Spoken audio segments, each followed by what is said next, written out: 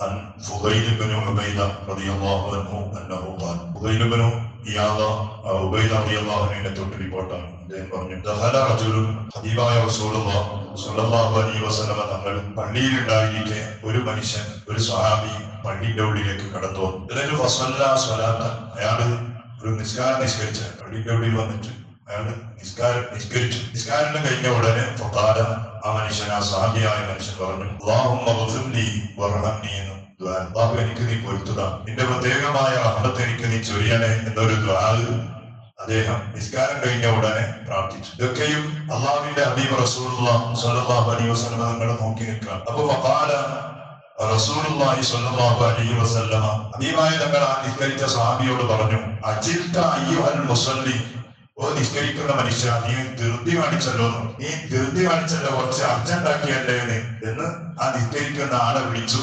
ഹബീബായ സ്വല്ലല്ലാഹു അലൈഹി വസല്ലം തങ്ങൾ. എന്നിട്ട് ആ മനുഷ്യനോട് ഹബീബായ തങ്ങൾ പറഞ്ഞു, ഇദാ സ്വല്ലൈത, നീ നിസ്കരിച്ചാൽ ആ നിസ്കാരം കഴിഞ്ഞിട്ട് നീ അവിടെ ഇരിക്കണം, ധൃതി കാണിക്കാൻ പാടില്ല, കുറച്ച് ഇരിക്കണം. ഇരുന്നിട്ട് ഫഹ്മദില്ല ബിമാ ഹുവ അഹ്ലുഹു, അല്ലാഹുവിന് അർഹമായ രൂപത്തിലുള്ള ഹംദ് നീ പടച്ചവന് ചെയ്യണം. പടച്ചവന് ഏത് രൂപത്തിലുള്ള ഹംദ് അർഹതപ്പെട്ടതാണോ, സ്തുതി ഏതൊക്കെ രൂപത്തിൽ സ്തുതിക്കാൻ പറ്റുമോ ആ രൂപത്തിൽ അല്ലാഹുവിനെ നീ സ്തുതിക്കണം. എന്നിട്ട് വസ്വല്ലി അലയ്യ, എന്റെ മേൽ നീ ആദ്യമായിട്ട് സലാത്ത് ചൊല്ലണം. അല്ലാഹുവിനെ സ്തുതിച്ചു കഴിഞ്ഞാൽ എന്നിട്ട് സലാത്ത് ചൊല്ലണം. സലാത്ത് ചൊല്ലിയിട്ട് പിന്നെ അല്ലാഹുവിനോട് നീ ദുആ ചെയ്യും എന്ന് സയ്യിദുനാ റസൂലുള്ളാഹി സ്വല്ലല്ലാഹു അലൈഹി വസല്ലം തങ്ങൾ ആ സ്വഹാബിയോട് ഉപദേശിക്കുകയാണ്. നിസ്കരിച്ചാൽ ഉടനെ ദുആ ചെയ്യാനല്ല, ആദ്യം ചെയ്ത ആ സ്വഹാബി ചെയ്തതാ, നിസ്കാരം കഴിഞ്ഞ് അസ്സലാമു അലൈക്കും വറഹ്മത്തുള്ളാഹി, അസ്സലാമു അലൈക്കും വറഹ്മത്തുള്ളാഹി, എന്നിട്ട് അയാൾ അല്ലാഹുമ്മ ഗ്ഫിർലി വർഹംനി, എനിക്ക് നീ പൊരുത്തുക അല്ലാഹ്, എനിക്ക് നിന്റെ റഹ്മത്ത് നീ ചൊരിയണേ അല്ലാഹ് എന്ന് പറഞ്ഞപ്പോ അത് കണ്ട ഹബീബായ തങ്ങൾ അയാളെ വിളിച്ചു പറഞ്ഞു, നീ കുറച്ച് അർജന്റ് ആക്കി, നീ കുറച്ച് ധൃതി കാണിച്ചു, അങ്ങനെയല്ല ചെയ്യേണ്ടത്. നിസ്കരിച്ച് പിന്നെന്താക്കണം, അവിടെ ഇരിക്കുക, ഇരുന്നിട്ട് അല്ലാഹുവിനെ സ്തുതിക്കുക, സ്തുതിച്ചിട്ട് പിന്നെ എന്റെ പേരിൽ സലാത്ത് ചൊല്ലണം. സലാത്ത് ചൊല്ലിയിട്ട് നീ പിന്നെ അല്ലാഹുവിനോട് ദുആ, ആ ദുആക്ക് ഇജാബത്തുണ്ടാകും എന്ന് ഹബീബായ തങ്ങൾ അയാളെ പഠിപ്പിച്ചു കൊടുക്കുക. അതാണ് ഇപ്പൊ നമ്മൾ ചെയ്യുന്നത്. സ്വലാത്തില്ലാത്ത ഒരു ദുആവും അല്ലാഹു കബൂലാക്കൂലാണ്. മറ്റുള്ള ഹദീസിൽ കാണാം, സ്വലാത്തില്ലാതെ ഒരാൾ ദുആ, ആ ദുആ നിന്റെയും ആകാശത്തിന്റെ ഇടയിൽ അല്ലാതെ ഓടി കളിക്കുന്നല്ലാതെ ഇതിന്റെ അപ്പുറത്തേക്ക് കിടക്കൂല, അത് അപ്പുറത്തേക്ക് എത്തൂല.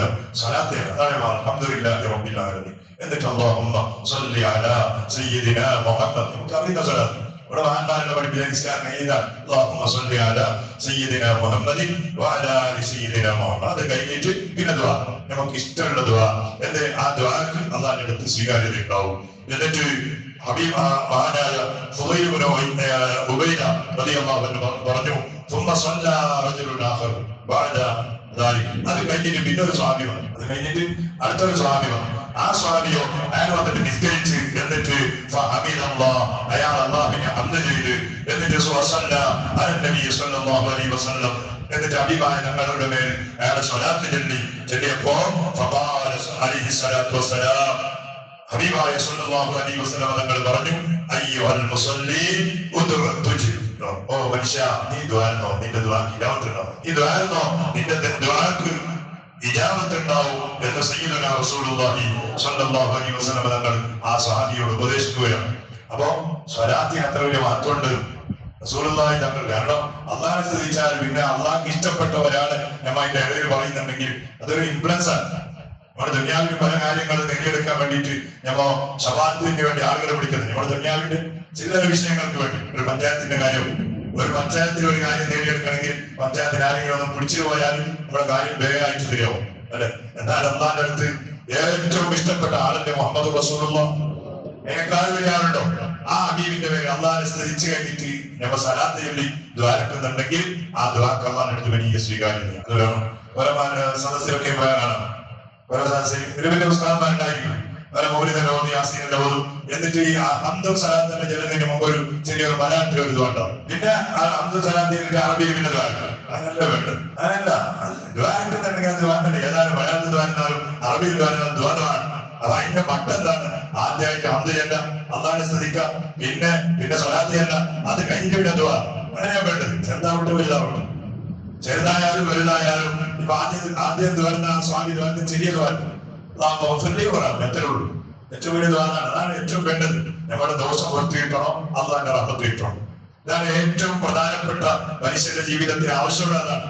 അള്ളാന്റെ റഹ്മത്ത് കിട്ടിയാൽ പിന്നെ എല്ലാ റഹ്മത്ത് തന്നെ. അള്ള പുറത്തു തന്നാൽ പിന്നെ അനന്തമില്ല. ദുനിയാവിന് സന്തോഷമാണ്, ആഖിറത്തിന് സന്തോഷമാണ്. ചെറിയ ദ്വാരാണ്. പക്ഷെ അനന്ത് കണ്ടീഷൻ തെറ്റിച്ച് അമ്പില്ല സ്വലാത്തില്ലാതെ ദ്വാരതാണ്. അപ്പൊ അതോട് പറഞ്ഞു ദ്വാക്ക് യാവത്തുണ്ടാവൂല. അപ്പൊ എന്നിട്ട് അയാളോട് ഉപദേശിച്ചതാണ് ഈ രണ്ട് കാര്യങ്ങൾ ചെയ്തിട്ട് ദ്വാരക്കുമ്പോ ആ ദ്വാക്ക് അള്ളാന്റെ അടുത്ത് വലിയ സ്വീകാര്യതയുണ്ട്. പറഞ്ഞു വന്നത് സ്വലാത്താണ്. സ്വലാത്തിന് വലിയ മഹത്വമുണ്ട്, ബഹുമാനമുണ്ട്. ധാരാളമായി നമ്മുടെ കിട്ടുന്ന സമയങ്ങളിൽ പള്ളിയിൽ വരുമ്പോ പോകുമ്പോ മയമരുന്നിപ്പോ അല്ലെ കൊടാനും കൊടുത്തിട്ടുണ്ടാവും. ചിലപ്പോ വെറുതെ ഇങ്ങനെ കാത്തിരിക്കുമ്പോ ഉണ്ടാകുന്ന പല വിഷയങ്ങളില്ല. സ്വലാത്ത് ഇടി വരുമ്പോ ഇടി വരുമ്പോ പരിശുദ്ധമായ ഖുർആൻ പഠിപ്പിച്ച ദിക്റുകളുണ്ട്.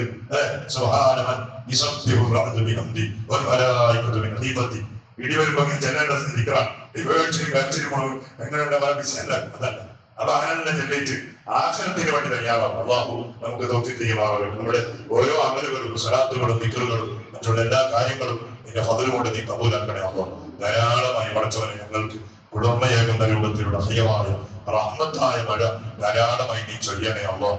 മുസീബത്ത് പിടിക്കുന്ന, നമുക്ക് അപകടം ഉണ്ടാക്കുന്ന, നമ്മുടെ നാടിന്റെ പ്രയാസം ഉണ്ടാക്കുന്ന ഷർറായ മഴകൾ നീ കരുതേ റഹ്മാനെ. എല്ലാം കൊണ്ട് ഞങ്ങളെ നീ സന്തോഷിപ്പിക്കണേ അല്ലാഹ്. ഞങ്ങൾക്ക് പറ്റുന്ന രൂപത്തിലുള്ള ചെറിയ ചെറിയ അമലുകൾ ചെയ്ത് നിന്നെ ഞങ്ങൾ സന്തോഷിപ്പിക്കാറുണ്ട്. ഞങ്ങൾക്ക് കിട്ടുന്ന സമയങ്ങളിൽ നിന്റെ ഹബീബിന്റെ പേരിൽ ഞങ്ങൾക്ക് കഴിയുന്നത് പോലെ ചെറിയ രൂപത്തിലുള്ള സ്വലാത്തുകൾ ഞങ്ങൾ ചെല്ലാറുണ്ട്. റബ്ബേ, അതിന്റെ ബർക്കത്ത് കൊണ്ട് നമ്മുടെ ജീവിതം മുഴുവൻ നീ ബർക്കത്തിലാക്കണേ അല്ലാഹ്, ഹൈറിലാക്കണേ അല്ലാഹ്. എപ്പോഴും വാഹനങ്ങളിൽ മറ്റൊക്കെയും യാത്ര ചെയ്യുന്ന ഞങ്ങൾ എല്ലാവിധ അപകടങ്ങളിൽ നിന്ന് കാക്കണേ അല്ലാഹ്. കഴിഞ്ഞ ദിവസം നമ്മുടെ മുമ്പത്തെ ഒരു അപകടം സംഭവിച്ച ഒരാൾ മരിച്ചുപോയി. എന്റെ തൊട്ടു മുമ്പ് നമ്മുടെ വർക്കാടിയിൽപ്പെട്ട ഒരു ചെറുപ്പക്കാരൻ പുത്തൂരിൽ വെച്ച് ഒരു അപകടത്തിൽപ്പെട്ട് മരിച്ചുപോയി. അല്ലാഹ്, അങ്ങനെ പെട്ടെന്നുള്ള എത്രയോ മരണങ്ങൾ പലരും സംഭവിക്കുകയാണ്. അല്ലാഹുവേ, ഞങ്ങളെ നീ കാക്കണേ അല്ലാഹ്. ഞങ്ങളുമായി ബന്ധപ്പെടുന്നവർ, പ്രവാസികളായി അധ്വാനിക്കുന്ന എത്രയോ ഡ്രൈവർമാരായി മറ്റും ജോലി ചെയ്യുന്ന ആളുകൾ എല്ലാവർക്കും അപകടങ്ങളിൽ നിന്ന് കാവൽ നൽകണേ അല്ലാഹ്. നീയാണ് റബ്ബേ കാക്കേണ്ടത്. ഞങ്ങൾ എവിടെ ഇറങ്ങുമ്പോഴും ബിസ്മില്ലാഹി തവക്കൽതു അലല്ലാഹ് ലാ ഹൗല വലാ ഖുവത ഇല്ലാ ബില്ലാഹ് എന്ന് പറഞ്ഞ് നമ്മുടെ കാര്യങ്ങൾ മുഴുവൻ നിന്നിലേക്ക് ഏൽപ്പിച്ചുകൊണ്ട് ഞങ്ങൾ ഇറങ്ങുമ്പോൾ ഞങ്ങൾക്ക് നീ കാവലാകണേ അല്ലാഹ്.